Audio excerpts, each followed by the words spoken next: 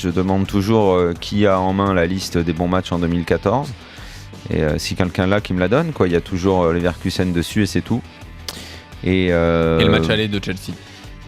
Mais tu le mets pas dedans peut-être ? Non, le match aller de Chelsea. Le score est le match aller de Chelsea sur les 2 matchs contre Chelsea, encore une fois, comme m'a dit un consultant de cette antenne avec qui je suis d'accord pour le coup, il y a 3 mi-temps qui sont à l'avantage de Chelsea, quoi, sur cette double confrontation et avec un deuxième but, beaucoup de réussite, bref, des circonstances assez favorables ce soir-là.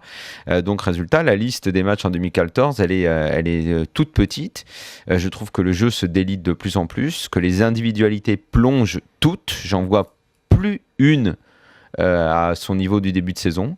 Le PSG n'aura été bon que jusque fin décembre cette année. Il faut vraiment se pencher là-dessus. On dit souvent, Patrick, je ne sais pas ce que tu en penses, que quand tu regardes le début d'une nouvelle saison, il y a certaines indications que tu vas chercher dans la fin de la saison antérieure. Il faudra peut-être regarder. L'équipe va pas énormément bouger. On attend de voir si effectivement il y aura des sanctions au niveau du recrutement et si Paris va pouvoir apporter du 109 ou pas. Mais enfin bon, cette année il y en avait quand même du 109. Il y a un attaquant qui a mis 16 buts en championnat, plus de 20 au total, Cavani qui est le deuxième buteur du club, un joueur à 60 millions. Tu vois, voilà, il y a quand même eu du recrutement cette année, il y a eu des choses nouvelles. Au final, à l'heure des bilans, la saison du PSG, bon, je sais pas, il faut pas banaliser les titres, le record de points, je suis d'accord avec tout ça. Oui, parce qu'ils vont faire le doublé quand même, championnat, coupe de la Ligue. C'est le message de Laurent Blanc d'ailleurs, on banalise trop ce qu'on est en train de faire parce qu'il y a cette fin. Le problème, c'est qu'on sera toujours le cul entre deux chaises avec le PSG. C'est très compliqué d'analyser parce que tu ne pourras jamais t'ôter de la tête que c'est quand même des moyens qui sont colossaux par rapport à la concurrence en Ligue 1, que donc ça semble être dans la normalité, même si c'est des records. Mais en fait, les chiffres sont extraordinaires, mais ils sont faits par une équipe qui a des moyens extraordinaires.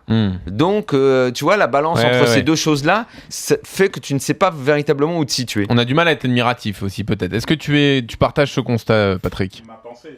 Avec le micro, peut-être ? Hop, ta pensée. Merci. Ma pensée est quand même que, effectivement, le Paris Saint-Germain a beaucoup d'argent et que donc, on dit, il est logique qu'il gagne sur le territoire. D'accord. Déjà, ils ont gagné sur le territoire, à part la Coupe de France. Ça c'est fait. Ensuite, une saison, c'est un bilan qu'on dresse à la fin. Parce que le Paris Saint-Germain s'arrête aujourd'hui de gagner ses points. C'est plus catastrophique que le Paris Saint-Germain gagne ses 3 derniers matchs. Même si ça n'a pas une grande incidence sur titre ou pas titre. Ensuite, je rejoins Daniel quand il dit qu'on va prendre ce qui s'est passé en fin de saison pour avoir des indicateurs et redémarrer une saison d'après. Maintenant, il y a la possibilité, je l'espère en tout cas pour le Paris Saint-Germain, de faire quelques modifications, même si pour moi il ne faut pas 8 joueurs pour modifier la qualité. On a par exemple un Cabaye qu'on n'a pas beaucoup utilisé par rapport à ce qu'il est capable Patrick, la question qui revient, c'est pas forcément les joueurs, c'est plus autour de Laurent Blanc. Les interrogations, ce qui cristallise un peu. C'est un tout. C'est un tout parce que les joueurs en ce moment me semblent être complètement à côté du sujet, mais tous, les leaders, que ce soit. En fait, s'apercevoir qu'une équipe a priori aussi complète, avec autant de joueurs de classe, n'a plus livré une prestation collective de qualité depuis qu'Ibrahimovic est absent, c'est finalement très inquiétant. Quand même.